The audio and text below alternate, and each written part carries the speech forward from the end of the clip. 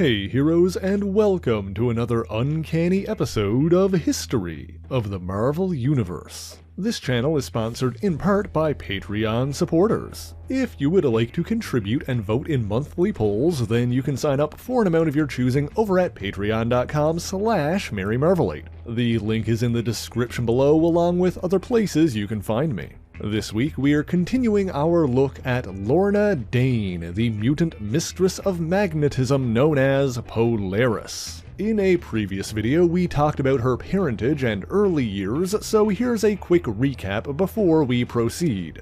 Lorna was a green-haired mutant who was convinced by the villainous Mesmero that her father was the similarly powered Magneto. However, she left with the X-Men upon learning that her real parents reportedly died in a plane crash shortly before she was adopted by the Danes. Although Iceman had feelings for Lorna, the one she fell in love with was Alex Summers, aka Havoc, and the two started a serious relationship. Lorna and Alex were allies to, and occasionally members of, the X-Men before joining the government-sponsored mutant team X-Factor, with Lorna taking the codename Polaris. Havoc's choices eventually put an end to their relationship, and X-Factor disbanded after he was seemingly killed in an explosion. However, due to the nature of the blast involving a failed attempt to create a time machine, his consciousness survived and was thrown into an alternate reality. Lorna kept his old costume and knew that he was still alive somewhere as long as the headpiece was still connected to his powers. Of course, there's a lot more that we touched on in that previous video, but now let's move on to the next part of the story. We pick up with a group of shape-shifting alien Skrulls who began to watch Lorna's apartment, preparing to abduct her. Initially it seemed as though they succeeded, as one of them posed as Alex and outfitted her with a collar that counteracted her magnetic abilities. However, Lorna noticed the Skrull spies before she was abducted, allowing Cyclops to take her place with a holographic image inducer. The X-Men eventually learned that the Skrulls were working with the ancient mutant Apocalypse, who sought 12 specific mutants that he could use to bolster his powers to even greater levels. Polaris was one of the 12, and Magneto, who she previously believed to be her father, was another. His abilities were weakened at the time, but in the ensuing battle he was able to join his powers with Lorna's, using her to tap into the Earth's magnetic field. After Apocalypse was defeated, Lorna accompanied Magneto back to Genosha, an island nation off the eastern coast of Africa. Rewinding a little bit, Genosha's economy and technologically advanced cities were originally built through the exploitation and enslavement of its native mutant population. Upon reaching 13 years of age, Genoshan citizens were required to undergo genetic testing to identify latent mutants who then became property of the state. Rather than allowing their natural powers to develop, these mutants were genetically altered and mentally conditioned to perform specific tasks. Referred to as mutates, these Genoshans also had skin-tight suits grafted to their bodies and were individually branded with an identifying number. In the years following the discovery of that practice, the state of that nation has shifted quite a bit, between changing governments, the threat of the legacy virus, and civil wars between humans and mutates. Eventually, the United Nations ceded control of Genosha to Magneto, hoping that he would then keep his attention there rather than threaten the rest of the world. After the incident with Apocalypse and the 12, Lorna agreed to join him there and help maintain peace, while also learning more about her own magnetic abilities. She hoped that by increasing her own powers, she would somehow be able to find Alex and return him to his proper reality. But then, Magneto's forces launched an attack on the last Genoshan city to resist his rule, Carrion Cove. Because of his methods, he was opposed by the Avengers, while a conflicted Polaris stood by his side. But during the fight, Magneto betrayed and abandoned Lorna, drawing enough power from her to destroy the city and accomplish his true goal. to use Genoshan technology hidden in Kyrian Cove to restore his own powers to their full capabilities. Lorna attempted to stop him, but ultimately failed, and with his powers restored, he no longer needed her to maintain control of Genosha. In the end, she abandoned him and left, as did his children, Quicksilver and the Scarlet Witch. However, with Quicksilver's help, Lorna quietly snuck back onto the island to oppose Magneto. Under his rule, Genosha became a country of mutates and mutants, giving Magneto an army that would allow him to declare war on mankind. And so Lorna worked with the X-Men to secret human refugees off of the island. Magneto clashed with the heroic mutants, and his schemes were halted when he was badly injured by Wolverine. After that, he began researching potential treatments for his damaged spine and had multiple blood samples taken as a result. Having remained on Genosha, this provided Lorna with an opportunity to investigate something that had been bothering her for years. She could find out once and for all whether or not she truly was the daughter of Magneto. And after commissioning an independent blind genetic test, she learned that he was, in fact, her biological father. Furthermore, upon digging up FAA records, she discovered that the metal in the wreckage of her parents' plane crash was highly magnetized. You can imagine what she suspected based on this, but if you watched the previous Polaris video, then you'll already know what really happened.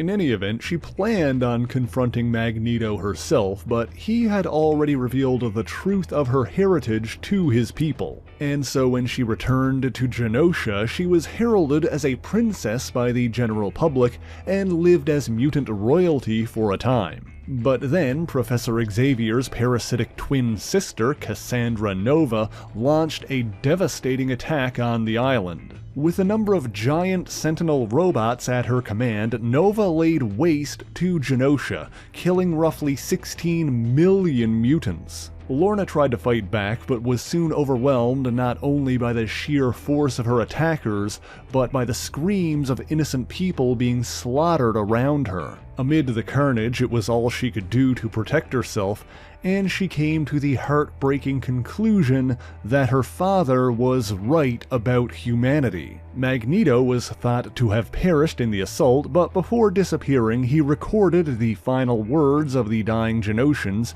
in magnetic patterns that were drawn to Lorna. When the dust settled, the survivors began building a monument to Magneto from the remains of the deactivated Sentinels. The X-Men subsequently found a naked, unhinged Polaris who was barely able to contain the multitude of magnetic recordings. Xavier was able to free her from the voices, and Lorna completed the Magneto monument, using it to amplify her father's final message.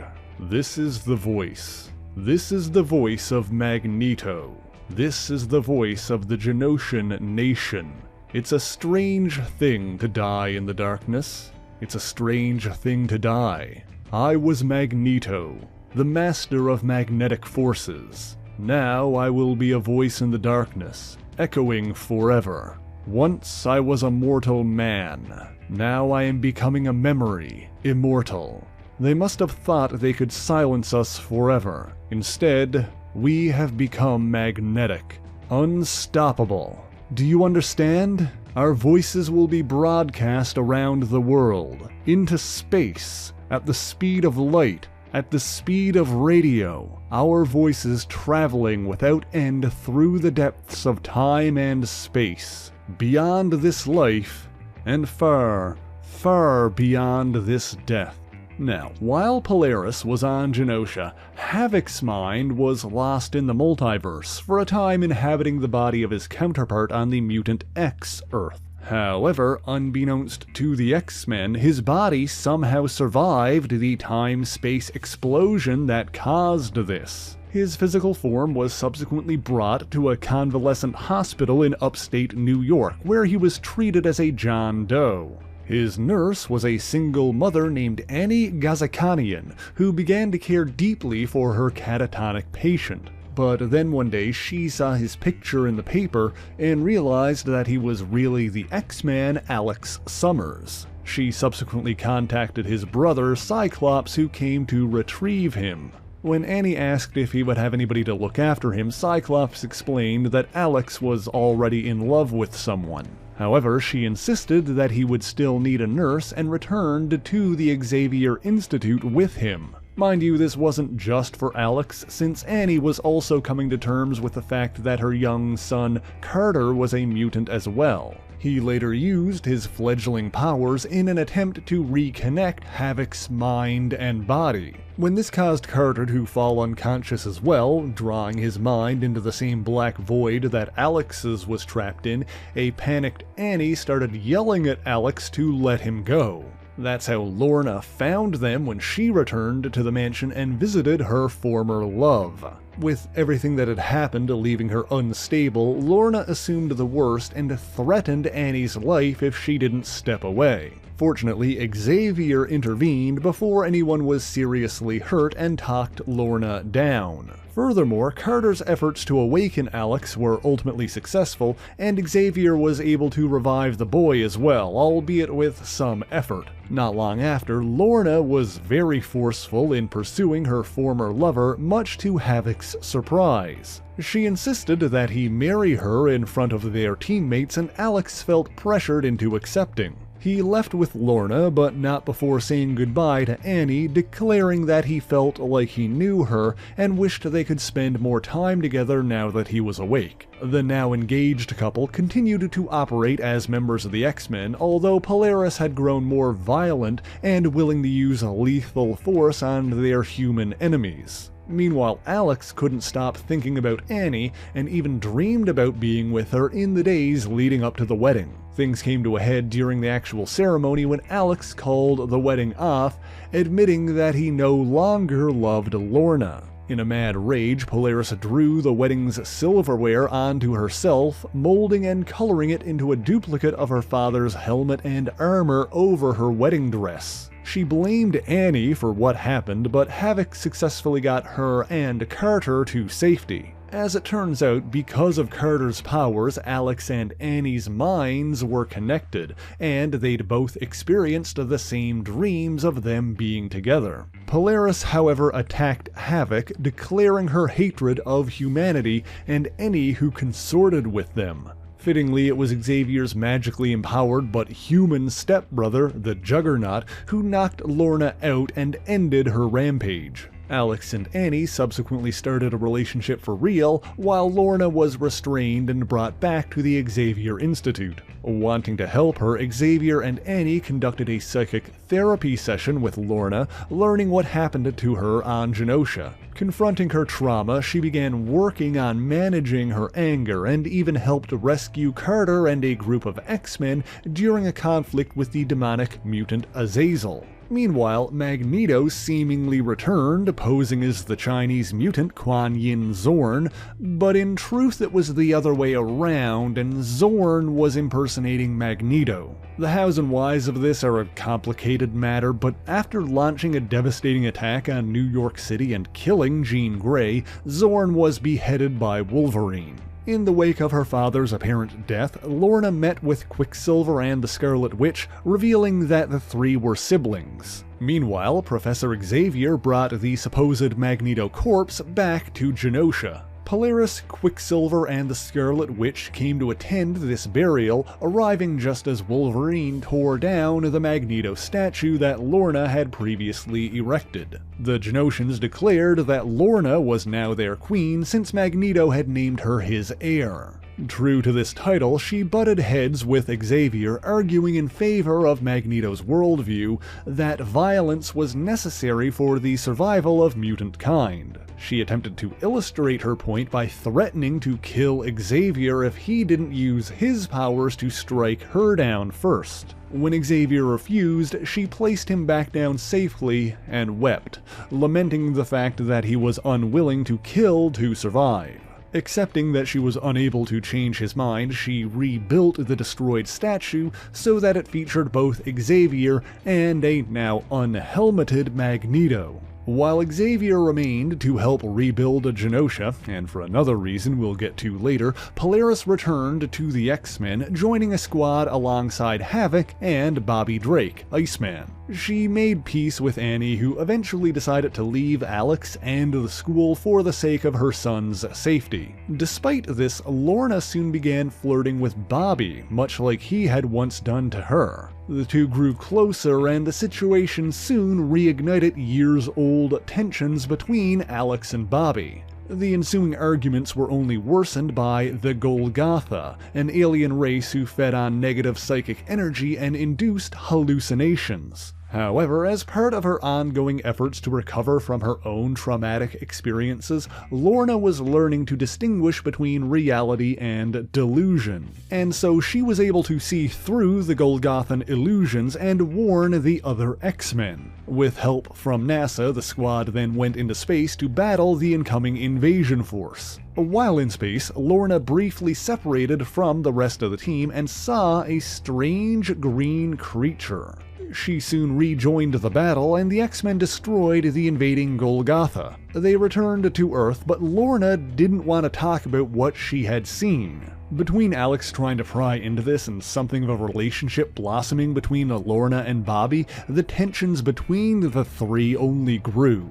When Alex eventually told Lorna that he still loved her, it was a conversation she absolutely did not want to have, and would have rather talked about the green creature. Meanwhile, shortly after staying behind in the ruins of Genosha, Xavier reunited with a man the world believed dead. As it turns out, Magneto survived Cassandra Nova's attack on the island, and joined forces with Xavier to rebuild. But then his other daughter, the Scarlet Witch, sought to resurrect her own lost children, and accessed a mystical energy source called the Life Force. Her abilities were bolstered to insane reality-altering levels, but she was also driven mad with power and grief. She launched a series of magical attacks on the Avengers before being stopped by Doctor Strange. Rushing to her side, Magneto took the unconscious Wanda back to Genosha, where she was treated by Xavier. However,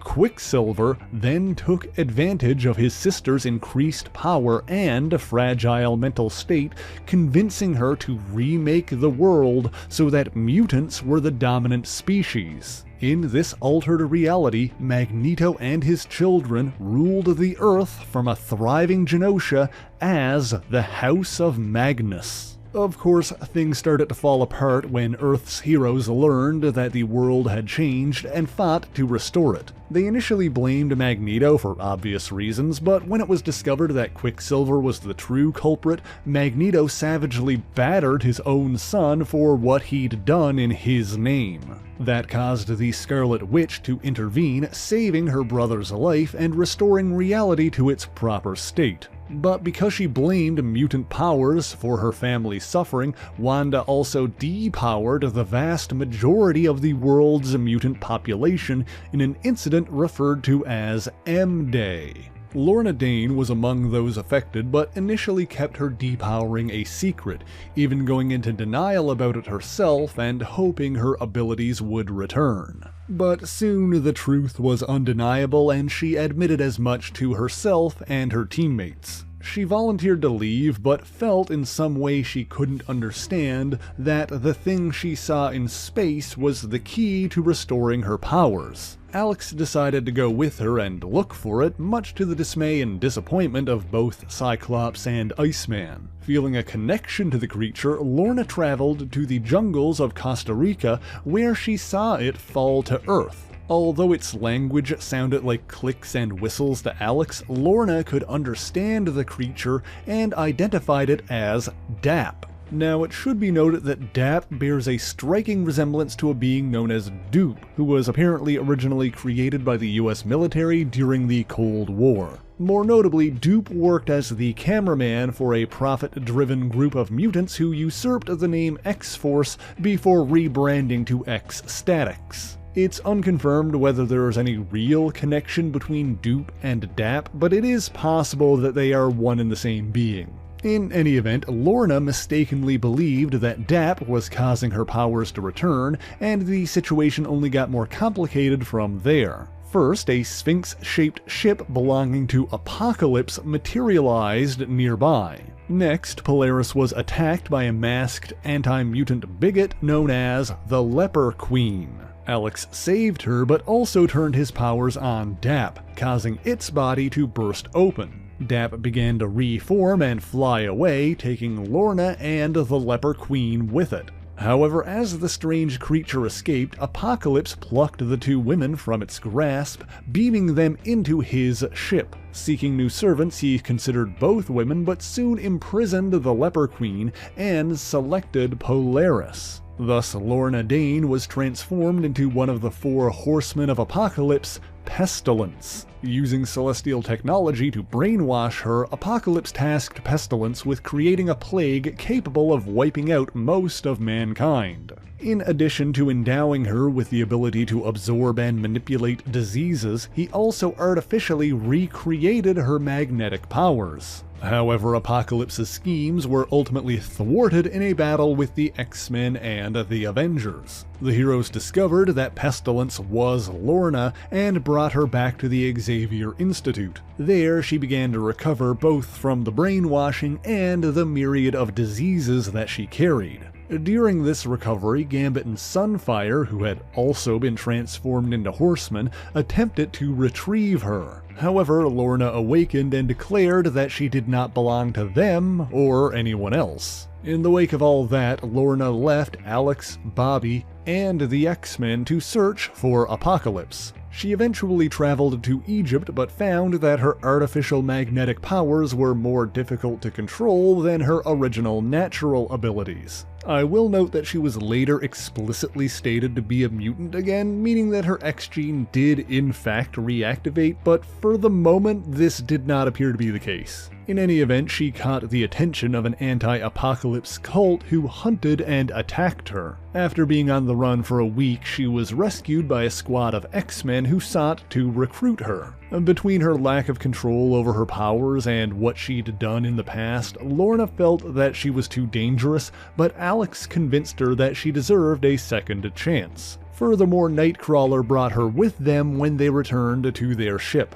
There, Xavier explained that they were embarking on a mission into deep space, and asked Lorna to join them. The threat this time was a powerful mutant known as Vulcan, who also happened to be Cyclops and Havoc's brother. Lorna accepted, donning her old green costume and rejoining the X-Men as Polaris once again. After procuring transport, the team launched into space, heading towards the galaxy of the Shi'ar Empire. But perhaps that story is one we will cover another day. If you'd like to read it for yourself, you can find it in the pages of Uncanny X-Men number 475 up to 486. Now, this video was our second one focusing on Polaris, but if you would like a third detailing her time in space, be sure to let me know in the comments. In the meantime, thank you all so much for watching this video. If you did enjoy it, be sure to leave a like, subscribe to the channel, and share it on your favorite social media.